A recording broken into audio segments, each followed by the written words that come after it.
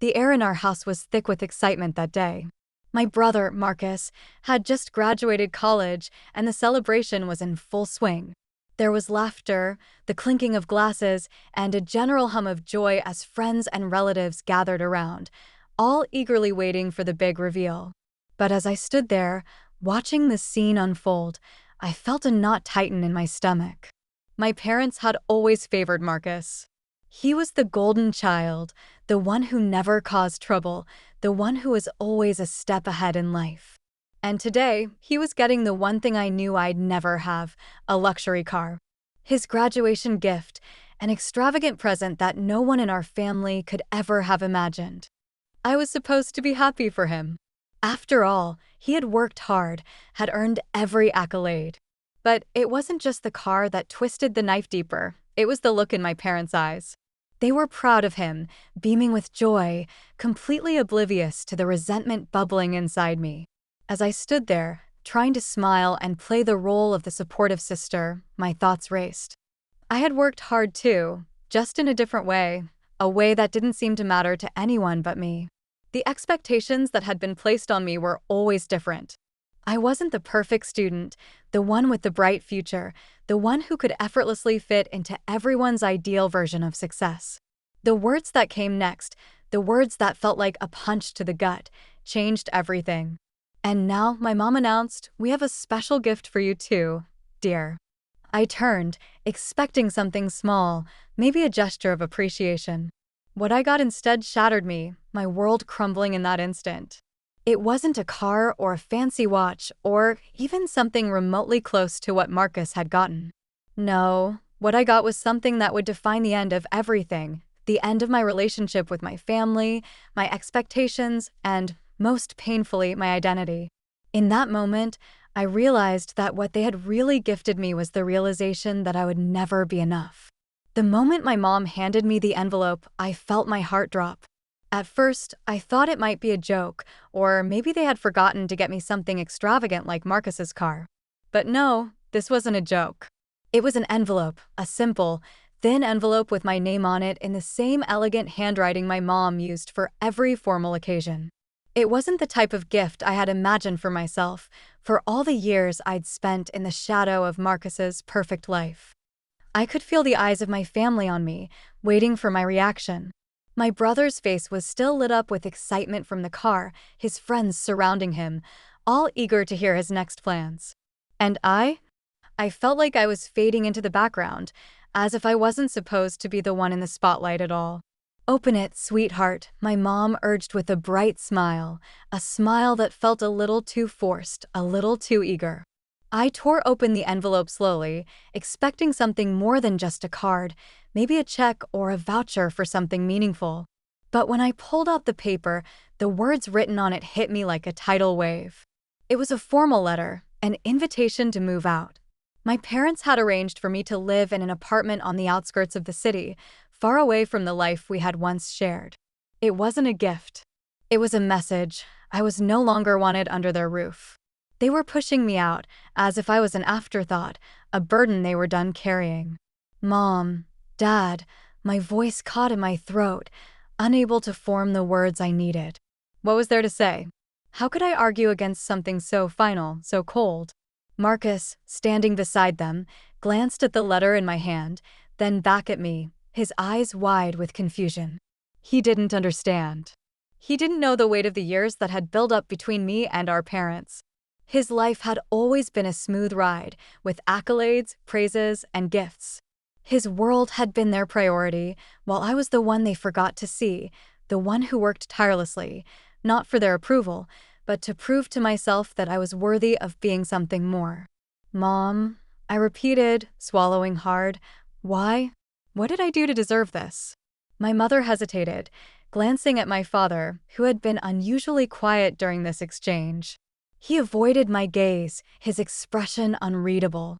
Finally, it was my mom who spoke up, her voice laced with a false sense of sweetness. "We think it's time for you to have some independence, to find your own way," she said, as if her words were laced with wisdom and care, but I could hear the underlying message loud and clear. "You're not the child we want anymore." The apartment they'd found for me was beautiful, no doubt about that. But the truth was, it wasn't a gift. It was a push, an attempt to make me fit into some version of myself that I had never asked for. I had spent so many years trying to earn their love and approval, but they hadn't seen me. Not the way I had hoped. Marcus didn't speak, just watched quietly, perhaps unsure how to handle the situation. It wasn't his fault. He was the golden child, the one who followed the path laid out for him. I envied him, but I didn't blame him. The real conflict was with my parents, the ones who had always seemed to favor him over me, the ones who couldn't see the quiet, persistent effort I had put in, trying to be someone they could be proud of. And when they handed me this gift, it felt like the last straw, the final declaration that I would never be enough. "I don't need this apartment," I managed to say, the words choking in my throat.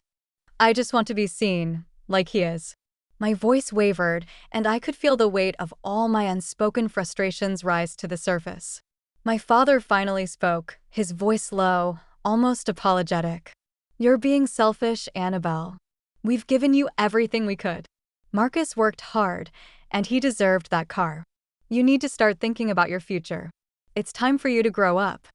I blinked, staring at my father, unable to believe what I was hearing. All these years, all my sacrifices, and this was all I got? A forced independence, an invitation to leave, and the quiet admission that my presence had never been fully valued. I stood frozen, the letter in my hand feeling like it was burning my fingers. My mother tried to comfort me, but it felt like her words were just empty echoes, meaningless gestures to fill the silence. "You'll love the apartment, sweetie," she said, her smile tight, like she was trying to force the situation into something it wasn't. "It's your new beginning." But I didn't want a new beginning. I wanted to stay in the life I had fought so hard to belong to, with people who truly saw me.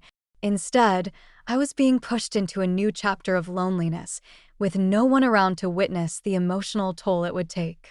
The tension in the room thickened as I realized that I was no longer the daughter who could count on her parents for support. I was a stranger, expected to make my way through the world without the comfort of family. And Marcus? He was the one who would always be first. Always the one who would shine. He didn't even know it, but the weight of his success had only deepened the rift between us, a rift I wasn't sure I could bridge. My heart sank, and for the first time in my life, I wondered if I'd ever truly find my place, not in this family, not in their world.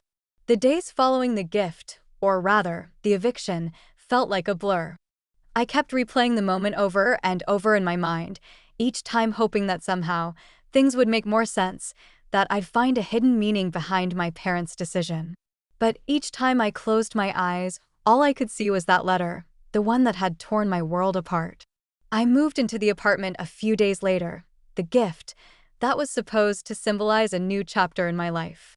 But instead of feeling a sense of freedom or excitement, I felt emptier with every step I took through the empty rooms.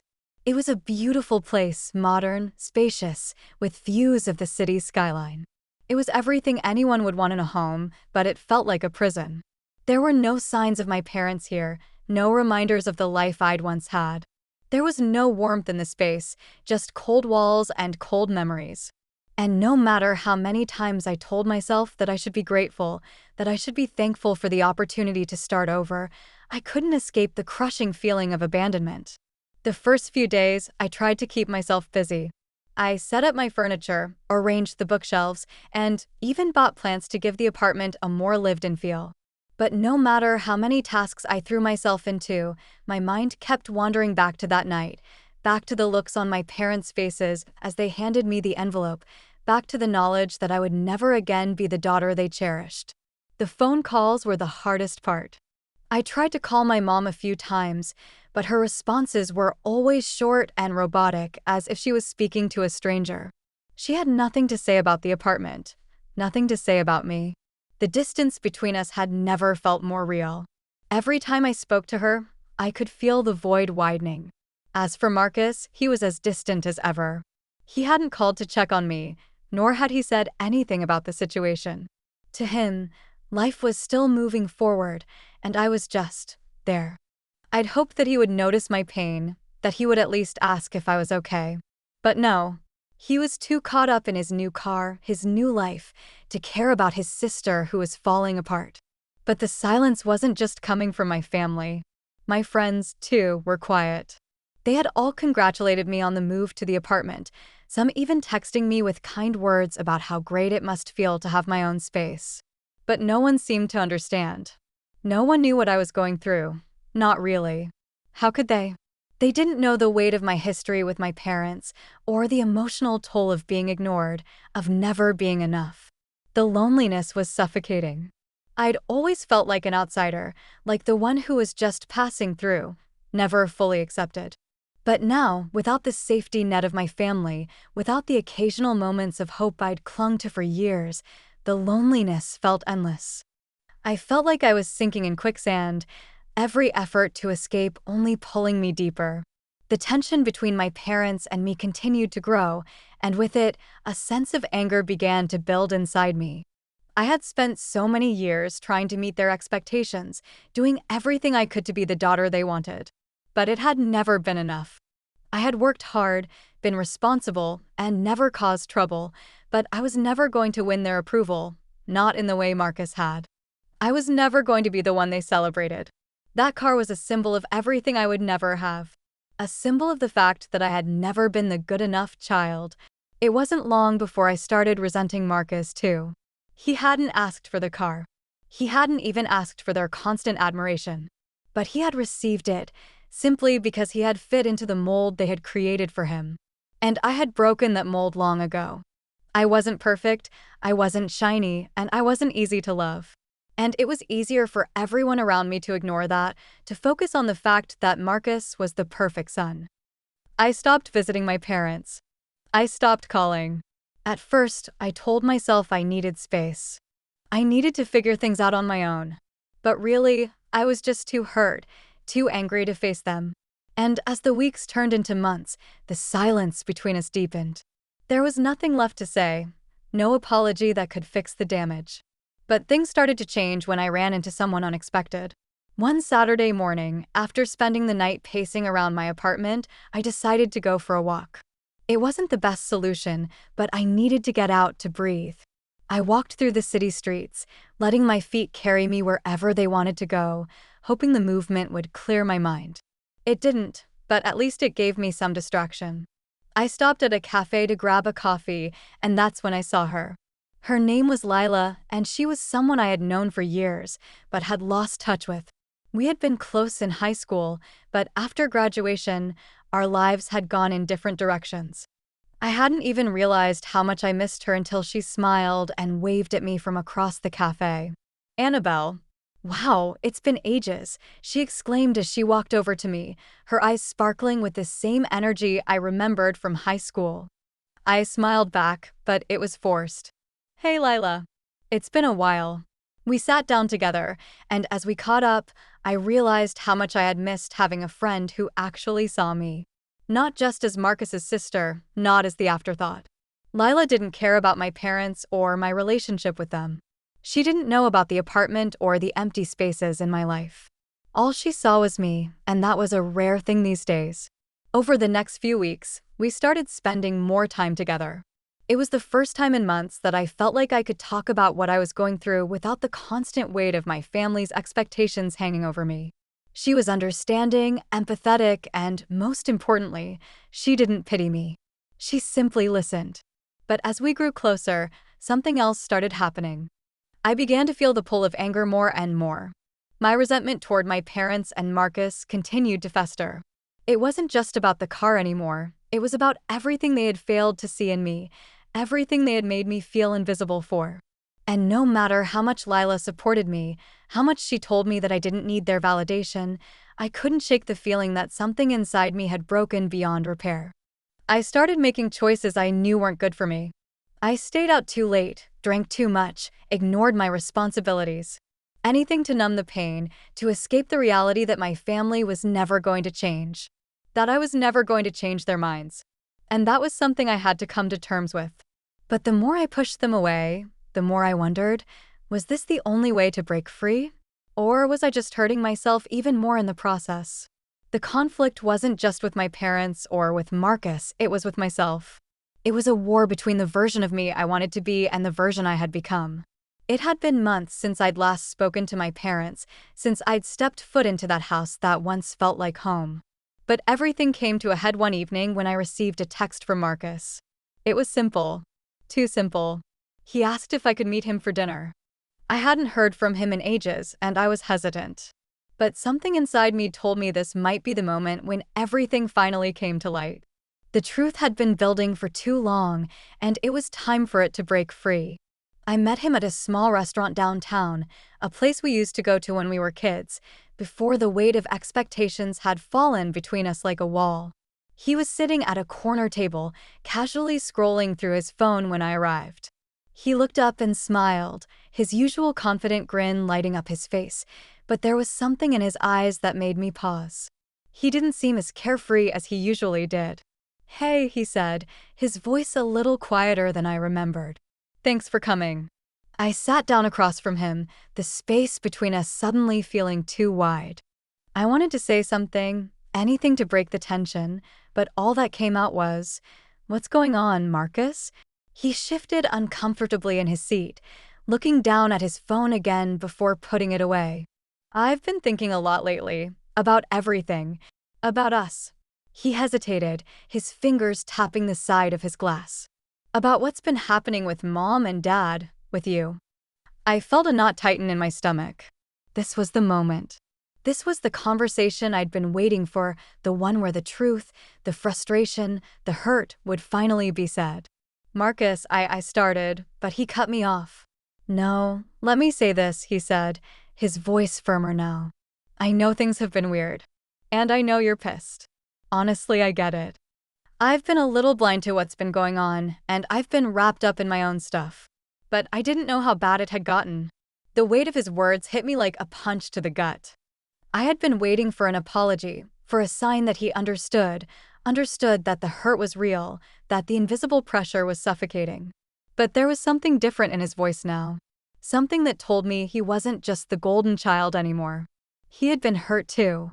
"You don't get it, Marcus," I said, my voice thick with emotion. "You don't understand what it's like to be pushed aside, to always come second. It's not just about the car or the apartment or any of those things. It's about feeling invisible. Like I don't matter. Like everything I do is never enough." I could feel the tears welling up in my eyes, but I refused to let them fall. "And you didn't even notice." Marcus was silent for a long moment, his gaze fixed on the table. And then, for the first time in a long time, he looked up at me, his expression different. His eyes were softer, and there was a genuine understanding in them. "I never realized. I thought you were fine, Annabelle," he said, his voice quieter now. "I thought you were always going to be okay, that you didn't need the same things I did. I didn't see how much it hurt you." He paused, his voice cracking slightly. "I never meant to make you feel invisible. I never meant for you to feel like you weren't enough." The words hung in the air, and for a brief moment, everything stopped. The anger I had been holding onto for so long started to crack, but it wasn't gone entirely. There was still pain. There was still a wound deep inside me that I wasn't sure could ever fully heal. But in that moment, I realized something. Marcus wasn't the enemy. He was the product of the same flawed system that had shaped me, the same parents who had set expectations on us without understanding what we truly needed from each other. We sat in silence for a few moments, letting the weight of what had been said sink in. I realized, too, that I wasn't the only one who had been carrying the burden of their expectations. Marcus had been blind to my pain, yes, but I had been blind to his struggles as well. In many ways, we had both been victims of the same family dynamic, both of us trapped in the roles that had been assigned to us. And for the first time in a long time, I felt like there might be hope for us. Not in the form of grand gestures or apologies, but in the quiet understanding that maybe, just maybe, we could start to rebuild what had been broken. Maybe it wasn't about fixing everything or getting everything back to how it was. Maybe it was about learning to move forward together in a way that felt real. I looked at him, my brother, the one I had resented for so long, and for the first time in ages, I didn't feel alone. The days following that dinner with Marcus were a blur. I won't lie and say everything suddenly felt okay, that the weight of the years of resentment lifted from my shoulders. The hurt didn't vanish overnight, and the path to healing wasn't clear-cut. But something shifted in me, something I hadn't even realized I was waiting for. I finally felt seen.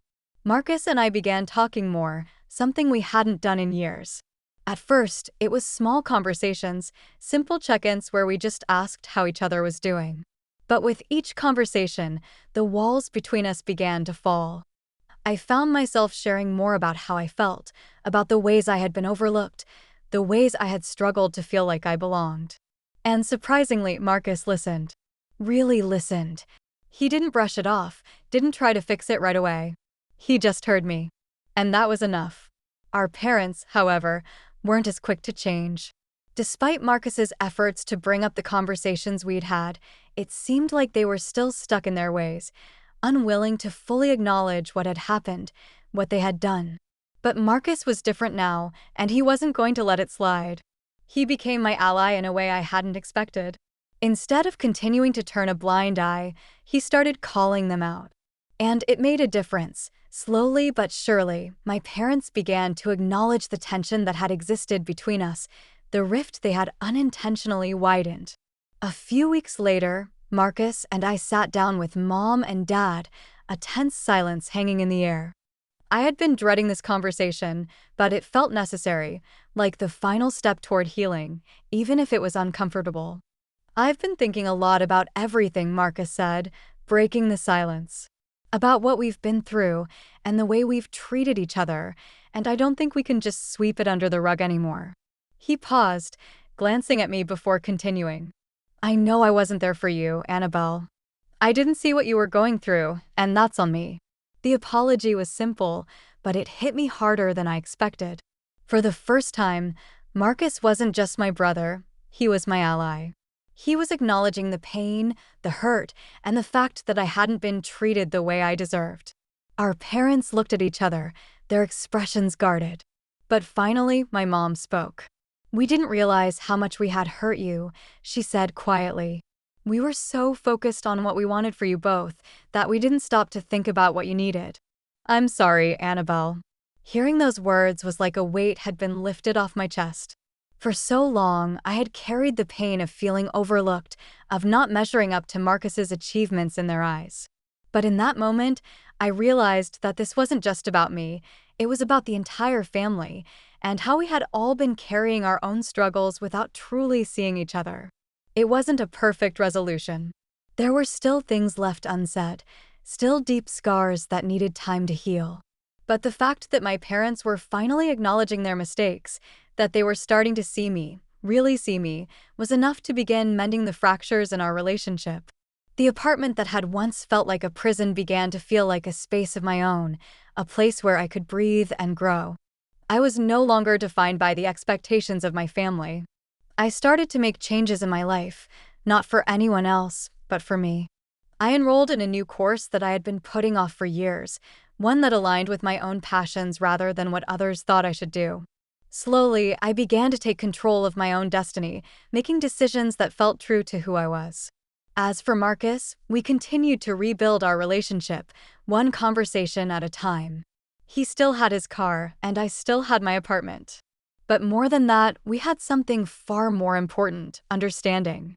We were no longer bound by the invisible expectations that had defined our childhood, and instead, we were starting to forge our own paths, together, as siblings who could truly see each other.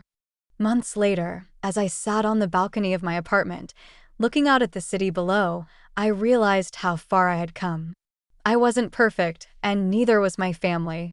But we had taken the first steps toward healing, toward finding a way to exist in each other's lives without the weight of unrealistic expectations hanging over us. For the first time in years, I felt free. I felt like I was finally living for me. And that was more than any car, any apartment, or any material gift could ever give me. It was the gift of my own life, my own choices, and the power to define who I was, outside of anyone else's vision for me. And as for my parents, we were getting there. Slowly, but surely, we were learning how to be a family again. The journey wasn't easy, and it still isn't. The road to healing is never a straight line, but as I stand here now, in this space I've built for myself, I realize how much I've learned. I've learned that love isn't just about perfection or meeting expectations. It's about seeing each other for who we truly are, flaws, mistakes, and all. That dinner with Marcus wasn't just about words. It was about the unspoken understanding that we were both hurt, both trying to navigate a world that had made us feel like we weren't enough. But we were enough together as family, as individuals. We didn't need gifts, cars, or accolades to define us. I don't have all the answers, and I'm still finding my way. But what I do know is that I don't need validation from anyone but myself. I'm learning to embrace my own worth, to understand that I am enough, just as I am. And I'm learning to forgive, not just others, but myself. In the end, it wasn't the material things that mattered, it was the real connections, the ones we have to fight for, the ones that require vulnerability and understanding. And with that, I've begun to rebuild the life I've always deserved. As I step into tomorrow, I carry with me the strength I've gained through the pain, knowing that the journey isn't about being perfect. It's about being real. And for the first time, I'm okay with that.